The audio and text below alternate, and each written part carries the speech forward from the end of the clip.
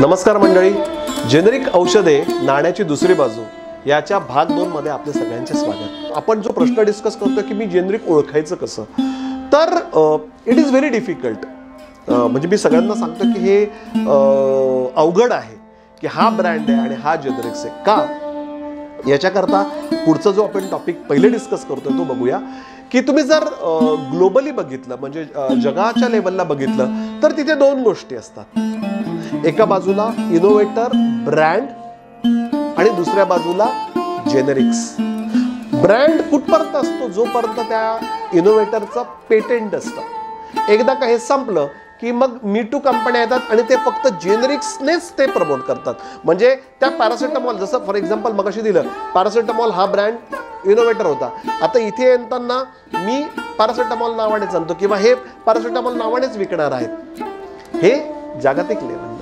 भारतात जेव्हा आपण गोष्ट बघतो, इथे ब्रँड पण आहे, इथे जेनेरिक्स पण आहे, पण मध्ये जे ना अजून तिसरी गोष्ट आहे त्याला आपण म्हणू शकतो, म्हणजे इथे ब्रँड, इथे ब्रँडेड जेनेरिक्स आणि जेनेरिक्स. म्हणजे इथं हे बरोबर मूळ औषधाच्या नावाने, इथे हे इनोव्हेटरचं, पण इथे म्हणजे काय, हे मी टू जे आहे ते त्याला नाव देतात.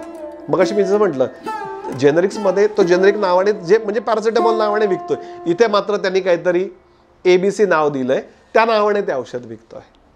सो हा मोठा संभ्रम आहे. त्यामुळे मग आता ह्या ब्रँड आणि ह्या ब्रँडेड जेनेरिक्स मध्ये मी कसं फरक करावा, तर ते सर्वसामान्यांना खरंच कळू शकत नाही. किंवा इव्हन फार्मा सेक्टर मधले जरी तुम्ही असाल, अंटिल अनलेस तुम्हाला त्या कंपनीची माहिती आहे तोपर्यंत तुम्हाला कळू शकत नाहीये. पण सगळ्यात महत्वाचा मुद्दा हा आहे की तुम्ही हे बघायचं की ते कंटेंट, म्हणजे त्यातलं कंपोजिशन, ज्याला आपण म्हणतो औषधाचं नाव आणि त्याचं मात्रा सारखीच आहे का, हे बघायचं आणि तुम्ही करू शकता. किंवा दुसरी गोष्ट म्हणजे तुम्ही एकतर तुम्हाला माहिती आहे की जिथे जिथे एक्सक्लुझिव्हली जेनेरिक मेडिसिन स्टोर्स आहेत, ऍटलिस्ट तिथे तुम्ही जाऊन नक्कीच जेनेरिक मेडिसिनचा आग्रह धरायचा आहे. जसं मगाशी मी उल्लेख केला की आम्ही सुद्धा जनरल लाईफ प्रायव्हेट लिमिटेड नावाची संस्था, जी कंपनी आहे, तिच्या अंतर्गत स्वस्त औषधी केंद्र चालवत असतो.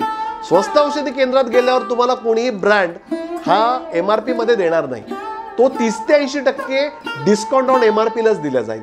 किंवा प्रधानमंत्री जन औषधी योजना, जो केंद्र सरकारचा उपक्रम आहे, त्यांच्यानुसार सुद्धा तुम्ही त्यांच्या शॉपमध्ये गेलात तर तुम्हाला जेनेरिक्सच मेडिसिन मिळतील आणि ती सुद्धा सवलतीच्या दरात मिळतील. तर आपला जो मुद्दा आपण डिस्कस करत होतो तो म्हणजे की हे औषधं कुठे मिळतील. तर कुठे मिळतील म्हणजे तुम्ही एक तर गुगल करू शकतात की जेनेरिक मेडिसिन्स कुठे अवेलेबल आहेत, किंवा तुम्ही अगदी जस्ट डायलला पण फोन करून विचारू शकता कुठेही की आयदर ते प्रधानमंत्री जन औषधी योजनेचं आहे का, किंवा जनरल लाईफचं स्वस्त औषधी केंद्र आहे का, किंवा जनरल लाईफ सारख्या सुद्धा अशा अनेक कंपन्या आज आहेत आणि पुढे पण येतील. आता मग तर त्यांच्या कुठल्याही केमिस्टकडे तुम्ही गेलात तरी तुम्हाला जेनेरिक मेडिसिन मिळू शकता. हा झाला मुद्दा क्रमांक 1. मुद्दा क्रमांक 2, तुम्ही कुठल्याही नॉर्मल मेडिकलवर जाऊ शकतात, पण गेल्यानंतर मात्र तुम्ही आग्रह धरायचा आहे. कदाचित समोरचा तुम्ही ब्रँड दाखवतायत, त्याच्याबरोबर तोच ब्रँड देऊ शकतो, पण मग आता इथं आपली रिस्पॉन्सिबिलिटी आहे की आपण सांगायचं समोरच्याला की सर किंवा दादा किंवा साहेब, मला याच्यात स्वस्तातला जेनेरिक्स ऑप्शन्स प्लीज देता का. बरं, त्यांनी दिल्यानंतर ते दाखवतील, पण तुम्ही पण एकदा वाचून घ्या. किंवा ज्याला वाचून कळत नाही त्यांनी तरी सांगायचं की बाबा कंटेंट तेच असलेली गोष्ट तुम्ही मला द्या. फक्त पुन्हा त्या संभ्रमात जायचं नाही की त्याचा कलर, साईज, शेप वेगळा आहे का, तो असू शकतो. But if the content are same then you can go ahead with that. आता ही जेनेरिक मेडिसिन्स जी आहेत, ही जेनेरिक औषधी जे आहेत, ते ग्लोबली आहेत का, की ते फक्त भारतात आहेत, की ते फक्त महाराष्ट्रात आहेत, तर ते पण आपण बघूया. जेनेरिक मेडिसिनचा मोठा वापर हा प्रगत देशात फार मोठ्या प्रमाणात होत असतो. कसं ते तुम्हाला दाखवतो. US FDA म्हणजे अमेरिकेचं अन्न व औषध प्रशासन जे आहे, त्याची जर तुम्ही वेबसाईट, ओके, म्हणजे ज्याला आपण सांकेतिक स्थळ असं मराठीत म्हणतो, ते जर तुम्ही ब्राउज केलं तर तुम्हाला फार मोठी माहिती त्याच्यावर मिळू शकते. आणि त्याबद्दल पण थोडीशी मी अजून एक्स्ट्राची माहिती तुम्हाला मी सांगणार आहे. ती कशी काय, 2016 रोजी याच US FDA वेबसाईटवर आम्ही ब्राउज करताना असं दिसलं की त्याच्यात असं मोठा जेनेरिक औषधांच्या खाली मोठ्या बोल्ड अक्षरांमध्ये लिहिलं होतं की 7 out of 10 prescription are been prescribed in generic form. म्हणजे काय सांगतो, 10 पैकी 7 डॉक्टरांच्या चिठ्ठ्या या अमेरिकेमध्ये जेनेरिक स्वरूपात लिहून दिले जातात. अजून त्याला सिम्प्लिफाय करतो, 10 पेशंटला जी चिठ्ठी लिहून दिली त्यापैकी 7 चिठ्ठ्यांमध्ये डॉक्टरांनी मूळ औषधाचं नाव लिहून दिलं. म्हणजे एक्झाम्पल, ताप असताना क्रोसिन न लिहून देता पॅरासिटामॉल असं लिहून दिलं. आता ही गोष्ट कधीची गोष्ट करतोय मी, 2016ची. 17ला तीच वेबसाईट ब्राउज केल्यावर दिसलं तो 7चा आकडा 8 झालेला आहे आणि त्याच 17च्या एंडला पुन्हा ब्राउज करून बघितलं तर तो आकडा 9 झालाय. म्हणजे today it says that 9 out of 10 prescription are been prescribed in generic form. Mind it, लक्षात घ्या, 90% प्रिस्क्रिप्शन, 90% हे कमी नाही आहे मित्रांनो, 90% प्रिस्क्रिप्शन अमेरिकेमध्ये ही जेनेरिक स्वरूपात लिहून दिली जातात. ओके, आणि आता हा आकडा 90च राहील का? तुम्ही म्हणाल मग तिकडे 100% जेनेरिक वापर नाही का? तर अमेरिका हा प्रगत देश आहे आणि तिथे मोठ्या मोठ्या कंपन्या आहेत आणि ह्या कंपन्या बट नॅचरली विविध मॉलिक्युल मार्केटमध्ये आणणारच आहेत. मग इनोव्हेटर हा जेनेरिक नसतोच ना, तो पेटंट असेपर्यंत तो इनोव्हेटरच आहे. त्यामुळे तेवढा 1% म्हणजे कदाचित ते 92% असेल, 94 जाईल, पण 100 होणार नाही. पण 90 पण काही कमी नाहीये, 90% इज अ ह्यूज थिंग. आणि त्यामुळे अमेरिकेसारख्या प्रगत देशात सुद्धा जेनेरिकचा फार मोठा वापर होतो. कारण सगळ्यात महत्वाचं बेसिक आहे, सगळी सोंग करता येतात, पैशाचं सोंग करता येत नाही. तिकडे सुद्धा आपण म्हणतो ती इतकी श्रीमंत आहे. आपण जेव्हा बघतो, जेव्हा 80 रुपये वर्सेस $1 आहे, म्हणजे आपल्या 80 रुपयाची तिकडे किंमत एकच आहे. म्हणजे इतके तिकडे मोठ्या प्रमाणात श्रीमंती असून ते नाही का, पण मग त्यांनाही कळतं मनी सेव्ड इज मनी अर्न्ड. पैसा वाचवला म्हणजे मी पैसा कमवला आहे. त्यामुळे there are both group of thoughts, म्हणजे दोन्ही विचारांची व्यक्ती तिकडे पण आहेत की ब्रँड घ्यायचा की जेनेरिक घ्यायचा. पण जेव्हा 90% तुम्ही म्हणतात तेव्हा हा एक मोठा पुश जो आहे तो तिथल्या सरकारचाच आहे की तुम्ही लिहून देत असताना असं करायला पाहिजे. आता ही झाली गोष्ट अमेरिकेची. कॅनडाचं एक्झाम्पल घेऊया. कॅनडामध्ये अराउंड 72% प्रिस्क्रिप्शन ही जेनेरिक स्वरूपात लिहून दिली असतात. ओके, 72% मित्रांनो, 72% फार कमी नाहीये, फार मोठा आकडा आहे. तर जेव्हा तिथे लिहूनच दिली जातं तर बट नॅचरली त्याचा ऍक्सेप्टन्स पण तेवढाच आहे आणि तेवढ्या प्रमाणात तुम्ही कष्टाने कमवलेला पैसा वाचवू शकतात. म्हणूनच मी 4 वेळा सगळ्यांना हीच विनंती करतो आणि आवाहन पण करत असतो की जेव्हा केव्हा आपल्याला डॉक्टरांकडे आपण जातो तेव्हा डॉक्टरांकडे पहिले तुम्ही जेनेरिकचा आग्रह धरा. त्यांना रिक्वेस्ट करा की सर लिहून देताना तुम्ही मला ब्रँड लिहून द्या, पण त्याच्या खाली काय कंटेंट आहे ते लिहून द्या. आणि त्याचबरोबर तुम्ही तिकडून आल्यानंतर त्यांना विचारा की सर मी याचं जेनेरिक घेतलं चालेल का? तुम्ही बाजूच्या जरी तुम्ही आमच्या केमिस्ट बांधवाकडे गेलात तर त्याला तुम्ही आग्रह करा की बाबा मला ह्याच्यातलं स्वस्त दे, जेणेकरून आपण कष्टाने कमवलेला पैसा नक्कीच वाचवू शकता. आता जेनेरिक मेडिसिन कुठे अवेलेबल आहे त्याचा आपण अर्धा भाग बघितला की काय बघितलं की ज्याच्यामध्ये हे अमेरिकेसारख्या प्रगत देशात आहेत, त्याचबरोबर कॅनडामध्ये पण एवढ्या प्रमाणात आहेत. भारताचं काय? ओके, भारतात काय चालू आहे हे पण तर जाणणं त्याच्याबद्दल गरजेचं आहे. तर आता इथे सगळ्यात महत्त्वाचा मुद्दा येतो तो म्हणजे की मेडिकल काउन्सिल ऑफ इंडिया. आपण जे कोणी डॉक्टर्स आपण म्हणतो, IMA इंडियन मेडिकल असोसिएशन ही जी आहे याच्यावरची रेग्युलेटरी बॉडी आहे ती म्हणजे MCI, म्हणजेच medical council of India. Okay, आता मेडिकल काउन्सिल ऑफ इंडिया जे काही रूल्स बनवतात ते सगळ्या प्रकारच्या डॉक्टर्सना बंधनकारक असतात. म्हणजे IMA चे जेवढे मेंबर्स आहेत they are been govern by MCI. So अशी MCIनी त्यांच्या नियमावलीमध्ये खूपशा गोष्टी आधीच लिहून ठेवलेल्या होत्या. त्या नियमावली आधी काय होती ते आता आपण बघूया.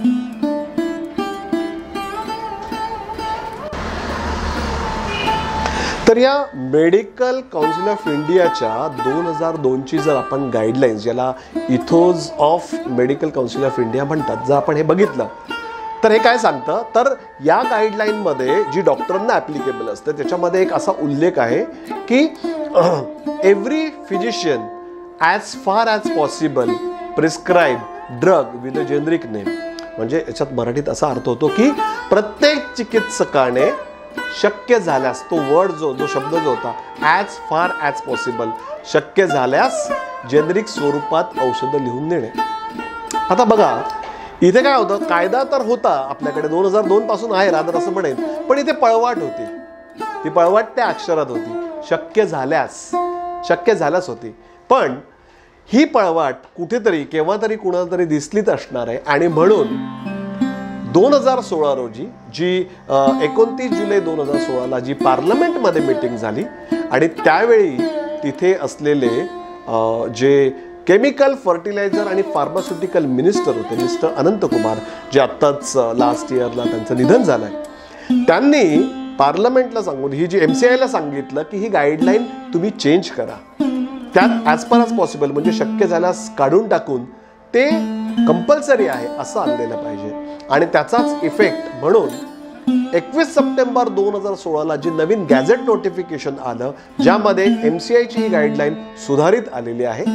सो 21 सप्टेंबर 2016च्या गाईडलाईन नुसार ती काय सांगते, every physician should prescribe drug with generic name legibly and preferably in capital letters. थोडक्यात काय, प्रत्येक चिकित्सकाने आता औषध लिहून देताना हे जेनेरिक स्वरूपात लिहून द्यायचं आहे, नंबर 1. नंबर 2, लिजिबली म्हणजे सुवाच्य अक्षरात आणि प्रिफरेबली इन कॅपिटल लेटर्स. हो मंडळी, सुवाच्य फार गरजेचं आहे. म्हणजे तुम्ही ही अडचण किंवा हे चॅलेंज काय असतं, कुठल्याही आपल्या केमिस्ट बांधवांना विचारू शकतात तुम्ही. सो आता ह्या पद्धतीचा कायदा आहे. तर थोडक्यात तुम्हाला सांगायचं हे आहे की सरकार सुद्धा यावर मोठा प्रयत्न करत असेल की सर्वसामान्यांनी म्हणा किंवा आपण जेनरिक मेडिसिनचाच आग्रह धरला पाहिजे, जेणेकरून आपण कष्टाने कमवलेला पैसा हा वाचणारच आहे. आता ही फॅक्ट तुम्हाला मी सांगितली आहे की MCI गाईडलाईन आहे. कदाचित तुम्हाला काही लोकांपैकी तुम्हाला माहिती पण असेल की ही गाईडलाईन आहे, तुम्ही कदाचित आग्रह धरला असेल किंवा तुम्ही हे असं खरंच घडतं का हे मार्केटमध्ये बघायचा प्रयत्न केला असेल. कदाचित तुम्हाला असं पिक्चर दिसलं असेल की नाही बाबा, आमचे जे फॅमिली फिजिशियन ते अजूनही ब्रँडच लिहून देतात किंवा काय. तर मग अशा वेळेस मला तुम्हाला इथे सांगायला नक्कीच आवडेल की आज घडीला भले हा कायदा आलेला आहे किंवा झालेला आहे, पण मग कसं आहे ना की याचं इम्प्लिमेंटेशन पण असणं गरजेचं आहे किंवा मग सर्वसामान्यांना ज्ञान असणं पण गरजेचं आहे. तेव्हाच तर तुम्ही डॉक्टरांकडे जाऊन आग्रह धरू शकतात की नाही का डॉक्टर साहेब, या कायद्यानुसार किंवा या गाईडलाईननुसार तर तुम्ही मला जेनरिक नेम द्यायला पाहिजे, की तुम्ही का मग मला ब्रँडचाच आग्रह धरतात, बरोबर. तर आता डॉक्टरांकडची पण बाजू बघूया की हाताचं पाचेबोटं सारखे नाहीये, त्यामुळे सगळेच डॉक्टर जेनरिक्स लिहून देतात असं पण नाहीये किंवा सगळेच डॉक्टर ब्रँडच लिहून देतात असं पण नाहीये. आज घडीला जर आपण आजूबाजूला बघितलं तर 4 प्रकारची प्रिस्क्रिप्शन आपल्याला दिसत असतात, म्हणजे डॉक्टरांचे चिठ्ठीचे प्रकार. ते कसे आपण बघूया. MCIच्या गाईडलाईननुसार जे जेनरिक स्वरूपात लिहून द्यायचं हा प्रकार नंबर A किंवा 1 असं आपण पकडूया. तर there are some set of doctors की असं काही डॉक्टर्सचा एक ग्रुप आहे की जे विचार करतात की नाही, MCI गाईडलाईन सांगतंय की जेनरिक स्वरूपात मग क्रोसिनला लिहून देतात. मी ते एक्झाम्पल का घेतो, बिकॉज ते सर्वसामान्यांना माहिती आहे. ओके, तर पॅरासिटामॉल अशा स्वरूपात लिहून देतात. तर 100% पैकी याचं प्रमाण हार्डली 1 किंवा 2% आहे. Okay, so which is very low. So हा झाला प्रकार 1. प्रकार 2 बघूया, जेनरिक मेडिसिन्स प्रिस्क्रिप्शन बद्दल काय आहे. तर प्रकार 2 असा आहे प्रिस्क्रिप्शनचा की जो सेटअप डॉक्टर आहे त्यांच्याकडे तर खूप विविध कंपन्यांची लोक भेटायला येतात. तर बट नॅचरली मगाशी मी जो उल्लेख केला, पिनपासून स्पेनपर्यंतचा खर्च होतो. तर बट नॅचरली त्यांना त्याचं रेसिप्रोकेशन म्हणजेच परतफेड करणं गरजेचं असतं. आणि ती कशी होऊ शकते, तर त्यांची ब्रँड लिहून, बरोबर. तर याचबरोबर ह्या डॉक्टरांना, ह्या सेट ऑफ डॉक्टरांना हे पण माहिती आहे की अरे MCI म्हणजे आपल्या प्रोफेशनचा रेग्युलेटरी बॉडी सुद्धा आपल्याकडे बघताय. मग सेट 2 काय आहे, तर तो असा आहे की हे डॉक्टर्स किंवा हा जे प्रिस्क्रिप्शन आहे त्यामध्ये तुम्ही ब्रँडचं पण नाव तुम्हाला दिसतं, प्लस त्याच्याच ब्रँड नेमच्या खाली त्याचं मूळ औषध म्हणजे जेनरिक स्वरूपात लिहून दिलेलं दिसत असतं. ओके, हा झाला प्रकार 2. याचा पर्सेंटेज तुम्ही विचारा साधारणतः किती, तर साधारणतः 28 ते 30% याचा समावेश आहे. ओके, म्हणजे हे काय करतात, आलेल्या सर्व मेडिकल रिप्रेझेंटेटिव्हला पण रेसिप्रोकेशन म्हणजे परतफेड करतात, त्यांचं औषध लिहून, त्यांचा ब्रँड लिहून आहे. त्याचबरोबर खाल्लेल्या मिठाला जागणे म्हणजेच MCIचं पण ते कॉम्प्लाय होतं की तिथे त्यांनी जेनरिक स्वरूपात मेन्शन करून दिलेले आहे. ओके, सो ते रूल्स पण फॉलो करतात आणि हे पण फॉलो होतं. टाईप 3 काय आहे तो बघूया. टाईप 3 मध्ये असं आहे की या डॉक्टरांकडे पण खूपशी मेडिकल रिप्रेझेंटेटिव्ह येतात आणि ही डॉक्टर्स त्यांची ब्रँड नेम फक्त तिथे प्रिस्क्राईब करून दिलेली आहेत. ओके, म्हणजे खाली असं काही ब्रॅकेटमध्ये लिहिलं नाही, पण त्यांच्याच स्वतःच्या लेटर हेडवर सगळ्यात खाली बोल्ड इटॅलिक्स मध्ये मोठी लाईन असते, ती असते or any other cheaper generic medicine as per the choice of the patient. किंवा म्हणजे त्यांनी असं लिहिलेलं असतं किंवा म्हणजे वरच्या ब्रँडच्याला किंवा म्हणतात ते, किंवा यातील स्वस्तातली कुठलीही जेनरिक औषधं घेतल्यास हरकत नाही. म्हणजे इथे पण काय केलं गेलंय, इथे पण दोन्ही गोष्टी फॉलो केल्या की आलेल्या मेडिकल रिप्रेझेंटेटिव्हला त्यांना त्यांचा हिस्सा दिलेला जातो, म्हणजे त्यांचा प्रिस्क्रिप्शन त्यांच्याकरता लिहिली गेली आहे. आणि इथे जी काही गाईडलाईन आहे ती एका लाईनीमुळे सगळी वाचली की दे आर नॉट कंपेलिंग की तुम्ही हेच घ्या. They are saying or any other cheaper generic medicine as per the choice of the patient. म्हणजे हा तुम्हाला अधिकार दिलेला आहे, पेशंटला, सर्वसामान्य माणसाला तो अधिकार दिलेला आहे की तुमच्या चॉईसचं तुम्ही घेऊ शकतात. ओके, आणि टाईप 4 द टाईप 4 प्रिस्क्रिप्शन म्हणजे काय, सॉरी याचा टाईप 3चा कंटेंट किंवा अमाऊंट काय, तर ती पण साधारणतः 28 ते 30% आसपास आहे. म्हणजे बघा अराउंड 60 ते 65% तरी तुम्ही बघाल की ज्याचा झुकाव किंवा ज्याचं इम्प्लिमेंटेशन हे जेनरिक्स करता आहे. ओके, आता उरलेला जो टाईप 4 आहे त्यामध्ये काय, मगाशी जो उल्लेख केला हाताची पाचपोटं सारखी नसतात, तर इथे पण तेच आहे की दे आर लीस्ट बॉदर्ड. काय गाईडलाईन आहे आम्हाला काही घेणं देणं नाही, आम्ही हा ब्रँड लिहून देणार आहे आणि तो ब्रँडच तुम्ही घ्यायचा, बाकी आम्हाला काही माहीत नाही, असे पण आहेत. सो इन टोटल टुगेदर साधारणतः 30-35% हे कंटेंट आहे. सो टोटल 100 आहे. मला तुम्हाला हे सांगायचं आहे की हा जो आज 60-65% जिथे जेनरिक्सचं टेबलच्या पलीकडे बसलेला जो चिकित्सकाला सुद्धा आहे, पण मग तुम्हाला पण असेल आणि तुम्ही तो आग्रह धरलात तर नक्कीच आपण जी नाण्याची दुसरी बाजू बघतो आहे की जिथे तुम्हाला कष्टाने कमवलेला पैसा वाचवण्यास फार मोठी मदत होणार आहे. फक्त हे तुमच्या पुरता मर्यादित नाही, तर तुम्ही तुमचे बाजूचे असलेले जे तुमचे मित्रमंडळी असतील किंवा तुमचे नातेवाईक असतील किंवा तुमचे फॅमिली मेंबर्स असतील म्हणजे कुटुंब असेल यांना पण जर तुम्ही जेनरिक औषधांचा आग्रह धरला तर हा तुम्हाला नक्कीच महत्त्वाचा सेविंगचा म्हणजेच पैसे वाचवण्याकरता नक्कीच होऊ शकत असतो. ओके, तर मग अशा पद्धतीने स्वस्त औषधी केंद्रांमध्ये जर तुम्ही कधीही व्हिजिट करत असाल तर तुम्हाला प्राईजमध्ये हा फरक जाणवू शकतो.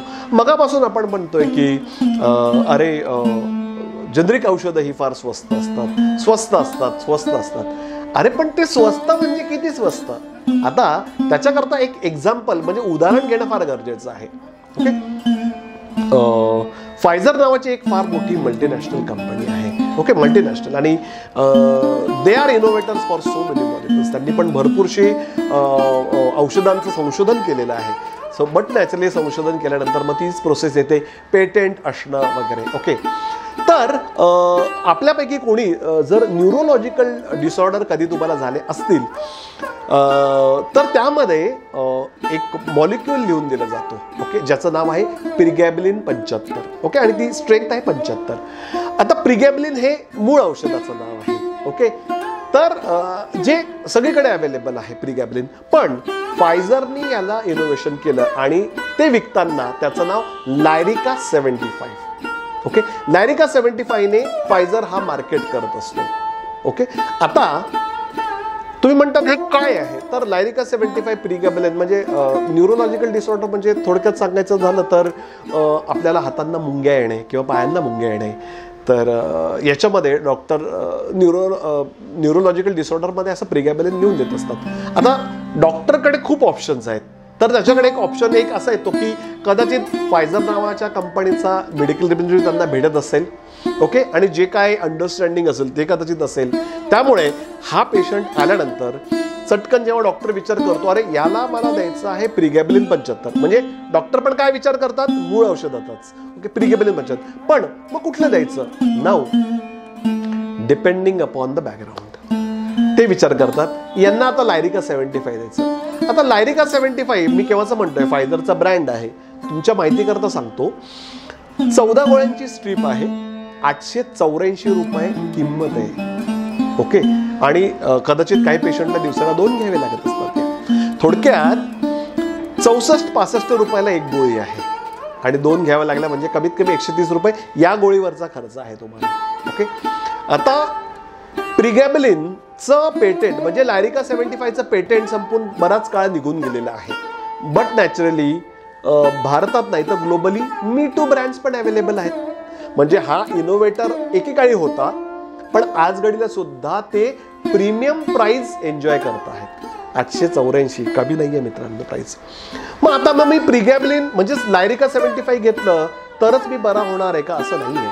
मग तुम्ही काय करू शकता, तुम्ही कुठेही गुगलवर शोधा किंवा आजकाल भरपूर ॲप्स आलेत त्याच्यावरही तुम्ही शोधू शकता की बाबा मला प्रिगॅबलिन 75 किंवा लायरिका 75 करता दुसरं काय एक्झॅक्टली इक्विव्हॅलंट काय मिळू शकतं.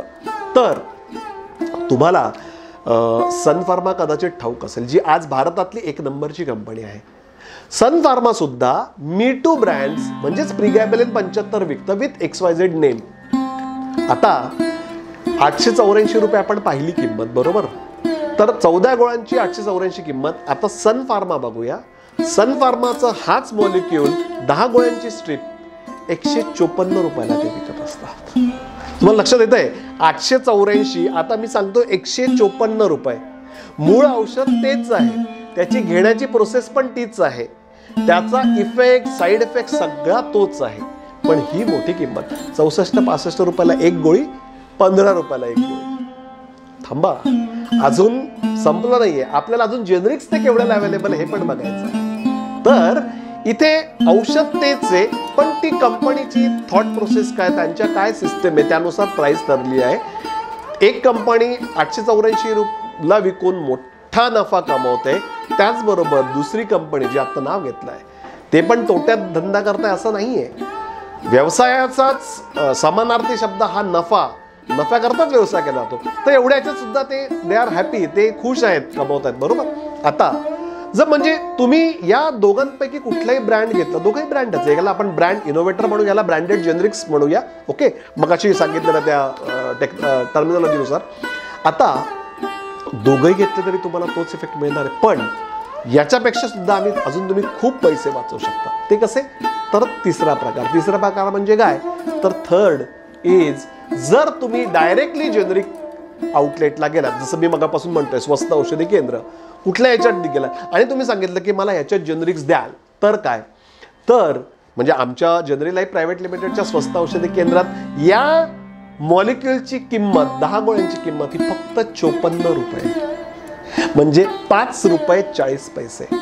त्याचा कलर, साईज, शेप परत मी सांगेल हा कदाचित वेगळा असू शकतो, त्याच्याने गोंधळून जायचं काम नाही, भ्यायचं पण काम नाही. तुम्ही हाच इफेक्ट करायचा.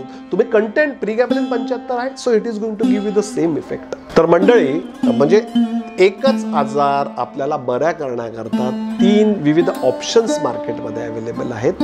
त्यांचा मगाशी सांगितल्याप्रमाणे कलर, साईज, शेप हा वेगळा असू शकतो. त्यामुळे आपण कुठेही गोंधळून न जाता जेनरिक मेडिसिनचा अवलंब केलास तर आपल्याने कष्टाने कमवलेला पैसा हा नक्कीच वाचू शकतो. ओके, तर त्या तिघांपैकी मग आता आपण याची जागरूकता करणं गरजेचं आहे. पहिले तर स्वतःवर या गोष्टीचा विचार करणं महत्त्वाचं आहे आणि मग हळूहळू एका व्यक्तीपासून 2, 5, 10, 20, 100 आणि अशा हजारो लाखो लोकांपर्यंत जर आपण पोहोचलात किंवा आपण सुद्धा सांगितलं तर नक्कीच भारतात सुद्धा हे जे आपण म्हणतो की इव्हन आपण आपला रुपया हा डॉलरमध्ये त्या लोकांना देतो, तर तसंही व्हायची गरज नाही होणार. कारण की आज भारतात सुद्धा कित्येक Indian companies they are also manufacturing generic medicines, पण अनफॉर्च्युनेटली आपण कमी त्याचा उपयोग करतो म्हणून ते एक्सपोर्ट करतात. ओके, इथे जर आपणच त्याचा वापर कराल म्हणजे बघा, हा नुसतं स्वार्थ साधून परमार्थ सुद्धा होणार आहे. म्हणजे स्वतःचे ते आपले पैसे वाचणारच आहेत, त्याचबरोबर आपल्या भारताच्या आर्थिक व्यवस्थेला मजबूत करायला सुद्धा आपले खारुताईचा वाटा का म्हणा आपण म्हणू शकतो की तो सुद्धा त्याच्यात आपली फार मोठ्या प्रमाणे मदत होऊ शकते. सो आपण तो नक्कीच विचार करा. आता होतं काय मंडळी की जेव्हा फार्मास्युटिकल मार्केटिंग आपण आजकाल म्हणतो की आपलं लाईफ जे आहे ते आपलं आयुष्य जे आहे ते इतकं ब्रँडमध्ये एन्गॉज्ड आहे. फॉर एक्झाम्पल द्यायचं झालं की सकाळी आपण जेव्हा उठतो तर तेव्हा आपला कुठला तरी फॉरेनचाच मोबाईल असतो, तो आजकाल अलार्म त्याच्यावर आहे. पूर्वी ते चावे देणारे घड्याळं गेली आहेत, त्याच्यावर तो अलार्म वाजतो, मग आपण तो पटकन बंद करतो. ओके, सो तो फॉरेनचा ब्रँड. मग लगेच वॉशरूममध्ये गेल्या गेल्या आपल्या समोर विविध सौंदर्य प्रसाधनं किंवा जे गरजेची गोष्ट किंवा ज्याला टॉयलेटरीज आपण म्हणतो, फॉर एक्झाम्पल टूथपेस्ट, टूथब्रश, मग हा कुठला तरी फॉरेनचा कुठला तरी मेक असू शकतोय. मग पुढे येतो तुमचं साबण. मग साबणामध्ये आजकाल किती प्रकार आहेत. मग हा घेऊ का, तो घेऊ का, तो घेऊ का. शॅम्पू सुरुवातीला मला आठवतं की लहानपणी काय एकच गोष्ट हेड टू टो असायचं. आजकाल तर प्रत्येक गोष्टी करता, प्रत्येक शरीराच्या वेगळ्या भागाकरता काही ना काही गोष्टी अवेलेबल आहेत. आणि या सगळ्यांमध्ये ब्रँड ब्रँड ब्रँड असं डोक्यात चालू असतं. तिकडून बाथरूममध्ये बाहेर येऊन बेडरूममध्ये आपण वॉर्डरोबकडे जातो. अरे मग पार्क एव्हेन्यू घालू की लुई फिलिपी घालू की व्हॅन हुसेन घालू, हे सगळे विचार आपण करत असतो. ते झालं की मग घड्याळ येतात, ॲक्सेसरीजमध्ये येतात. मग which belt you are going to wear, which watch you are going to wear. Brand brand brand. खाली उतरताना मग इवन चहा पिताना पण मग कुठला चहा, तो लोकल ब्रँड आहे की फॉरेन मेक आहे. सो आयुष्यात ब्रँड. सकाळी उठल्यापासून तुम्ही बाहेर जर पडणार आहात, मग आता कुठली गाडी घेऊन चाललात, तिचा काय मेक आहे, तो इंडियन आहे की फॉरेनचा ब्रँड आहे, व्हॉट एव्हर. सो सांगायचं हेच आहे की सर्वसामान्याचं आपलं आयुष्य ब्रँड ब्रँड ब्रँड नावाने एन्गॉज्ड असतं. आणि इथे मी सांगतोय जेनरिक्स. येस, मी सांगतोय जेनरिक्स कारण हे ब्रँड म्हणजे हे कशाची आहे, हे कमोडिटीज मधले आहेत. तर याच्यामध्ये तुम्ही तो ब्रँड घेतला तर तुम्हाला ती प्राइस द्यायचीच आहे. पण जेव्हा मी जेनरिक औषधांचा बद्दल जे बोलत आहेत, तर याच्यात असं काहीच नाही की तुम्ही ती कंपनी म्हणून हाय प्राइस तुम्ही दिलीच पाहिजे. कारण तुम्ही कुठल्याही तुम्ही मोठ्या इनोव्हेटरचा जरी तुम्ही तो घेतला ब्रँड, तरी इफेक्ट तोच मिळणार आहे. ब्रँडेड जेनरिक्स घेतला तरी तोच इफेक्ट मिळणार आहे आणि जेनरिक घेतला तरी तोच इफेक्ट मिळणार आहे. सो ह्यामध्ये मित्रांनो, ह्या सर्वसामान्य ज्या गोष्टी आहेत, या कमोडिटीज आपण ज्या म्हणतो किंवा FMCG आहे किंवा इव्हन तुमचं कन्झ्युमर ड्युरेबल ज्याला आपण म्हणतो की लाईक रेफ्रिजरेटर, मोबाईल किंवा टेलिफोन किंवा AC किंवा TV, हे सगळे ब्रँड आणि त्यांच्या कॉस्ट टोटली डिफरंट. सो त्या दोन्ही गोष्टी मिक्स नाही करायच्या. का नाही करायच्या? आय टेल यू की फार्मास्युटिकल मार्केटिंग जे आहे ते कन्व्हेन्शनल मार्केटिंगपेक्षा वेगळं आहे. कसं वेगळं आहे हे पण समजून घेणं फार गरजेचं आहे. फार्मास्युटिकल मार्केटिंग सगळ्यात महत्त्वाचं म्हणजे तुम्ही बघितले असेल की अमिताभ बच्चन जे आहेत बिग बी, तर त्यांना तुम्ही पडद्यावर बघितलं आणि ते म्हणतात की कुछ मीठा हो जाए. म्हणजे XYZ ऑकेजन असतो आणि हीच बिन सगळ्यांना सांगतात की कुछ मीठा हो जाए. कुछ मीठा हो जाए हे ऐकल्यानंतर आपल्याला कळतं ती ॲडव्हर्टाइजमेंट कॅडबरीजची आहे. ओके, सो त्यांना काय असतं की सेगमेंटेशन, टार्गेटिंग आणि पोझिशनिंग हे जे मॅनेजमेंटचा कॉन्सेप्ट असतो, STP कॉन्सेप्ट, त्यानुसार कुठल्या टार्गेट ऑडियन्सला आपल्याला पोहोचायचं आणि त्याची पोझिशनिंग काय असलं पाहिजे, ही गोष्ट मार्केटरनी ठरलेली असते.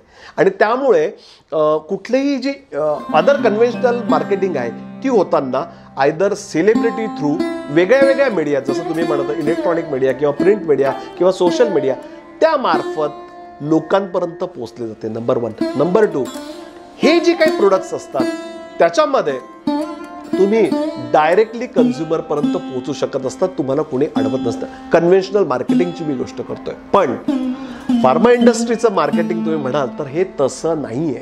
तुम्ही असं कधी बघितलं का?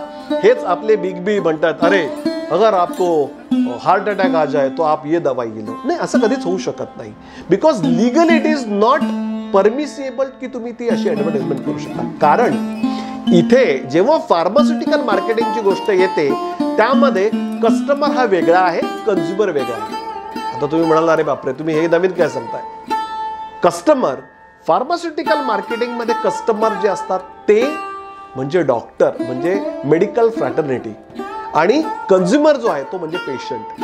आणि लॉज प्रमाणे फार्मास्युटिकल कंपनी म्हणजे मार्केटियरने फक्त कस्टमर म्हणजे म्हणजे डॉक्टरांपर्यंतच पोहोचायचं असतं. इथे कोणी अशी औषधाची ॲड करू शकत नाही. मग तुम्ही कदाचित म्हणाल अरे पण आम्ही तर काहीतरी ॲड बघतो की तुम्हाला अपचन झाले असतं. ते OTC प्रोडक्ट. सो अशी ओव्हर द काउंटर प्रोडक्ट्स यांची जाहिरात ही होऊ शकत असते. ओके, आणि ते मोठ्या आजारांवर बिलकुल नाही आहे. जसं मी तुम्हाला बघलो की कदाचित एखादा मार्केटियर म्हणजे फार्मास्युटिकल कंपनी खोकल्याकरता किंवा अपचन करता, ज्याला डायजेस्टिव्ह एन्झाईम्स असं म्हणतो आपण, त्यांची ॲड करू शकतात. आणि म्हणूनच इंडियन फार्मास्युटिकल मार्केटिंग जी कुठे आपण म्हणतो त्याच्यामध्ये कस्टमर हा डॉक्टर असतो आणि कन्झ्युमर हा पेशंट असतो. आणि कन्झ्युमरपर्यंत पोचायचं नसतं फार्मास्युटिकल मार्केटियरने, त्यामुळे इट इज व्हाया डॉक्टर. आणि म्हणून हे प्रमोशन किंवा जे आपण बघतो जेव्हा केव्हा डॉक्टर्सला व्हिजिट करत असतो तेव्हा हेच बघतो की मेडिकल रिप्रेझेंटेटिव्ह ती कंपनीकडे कुठले प्रोडक्ट आहेत, कुठल्या आजारांवरील प्रोडक्ट आहे याची माहिती देण्याकरता तिथे असतात. सो थोडक्यात मला सांगायचं हेच आहे की कन्व्हेन्शनल मार्केटिंग आणि फार्मास्युटिकल मार्केटिंग ही वेगळी असल्यामुळे इथे फार्मास्युटिकल मार्केटियर डायरेक्ट कन्झ्युमरपर्यंत पोहोचायचं नसतं. त्यामुळे जे आपण मी मगाशी उल्लेख करत होतो की सकाळपासून तर रात्री झोपण्यापर्यंत, सकाळी उठल्यापासून रात्री झोपल्यापर्यंत आपलं आयुष्य ज्या ब्रँडमध्ये एन्गॉज्ड असतं, इथे मात्र तसं नाही आहे. कारण इथे डॉक्टर हा एक मधला दुवा असतो आणि त्याच्यावर आपल्याला ट्रस्ट ठेवून आपला उपचार बरा करून घेणं गरजेचं असतं. आणि तोच बरा करताना मात्र आज जी 4 किंवा काही वर्षांपूर्वी ती जास्त ज्याची वाच्यता होत नव्हती किंवा ज्याच्याबद्दल जास्त बोलले जात नव्हतं, ते मात्र आज ऑप्शन सगळ्यांना अवेलेबल आहेत. ओके, आणि त्यामुळे अशा वेळेस आपण कष्टाने कमवलेला पैसा वाचवण्याकरता जेनरिक मेडिसिनचा आग्रह हा आपला डॉक्टर करते, जो कोणी चिकित्सक आहे त्यांच्याकडे घेऊन नक्कीच आपण हे साध्य करू शकतो. तर ही जी जेनरिक मेडिसिन्स आहेत, तर तुम्हाला माहिती असेल की हीच जेनरिक मेडिसिन्स राज्य शासन असो किंवा नगरपालिकेचं हॉस्पिटल असो किंवा दवाखाना असो किंवा इव्हन केंद्र शासन असो, सगळ्या दवाखान्यांमधून सगळ्या हॉस्पिटल्समधून जेनरिक मेडिसिन्सच दिली जातात, डिस्पेन्स केली जातात सर्वसामान्यांकरता. आणि बऱ्याच वेळा आपण हे पण ऐकतो की सिव्हिल हॉस्पिटलमधलं घेतलेलं औषध फारच गुणकारी आहे. का? कारण की because it is again same thing. तो ब्रँड नाही आहे, ते मूळ औषधच आहे. तर मूळ औषध तुम्ही जेव्हा घेतात कुठल्याही ह्याच्याने, कुठल्याही कंपनीचं घ्या किंवा काय, त्याचा इफेक्ट जो आहे तो सारखाच असल्यामुळे तुम्हाला त्याचा फार मोठा फायदा मिळत असतो. तर आज जेनरिक औषधं नाण्याची दुसरी बाजू यामध्ये आपण बऱ्यापैकी असलेले सर्वसामान्यांच्या मनात असलेले गैरसमज याबद्दल बोलण्याचा प्रयत्न करून जास्तीत जास्त ते जर जेनरिक मेडिसिनचा आपण अवलंब करायचा प्रयत्न केला तर याने काय होणार आहे, तर एक तर मगाशी मी सांगितला मुद्दा तो म्हणजे देशाच्या आर्थिक परिस्थितीमध्ये सुद्धा हातभार लावायला खारुताईचा वाटा घेतला येणार. आणि सगळ्यात महत्त्वाचं म्हणजे कष्टाने कमवलेला पैसा आपल्याला वाचवण्याला फार मोठी मदत होणार आहे. धन्यवाद.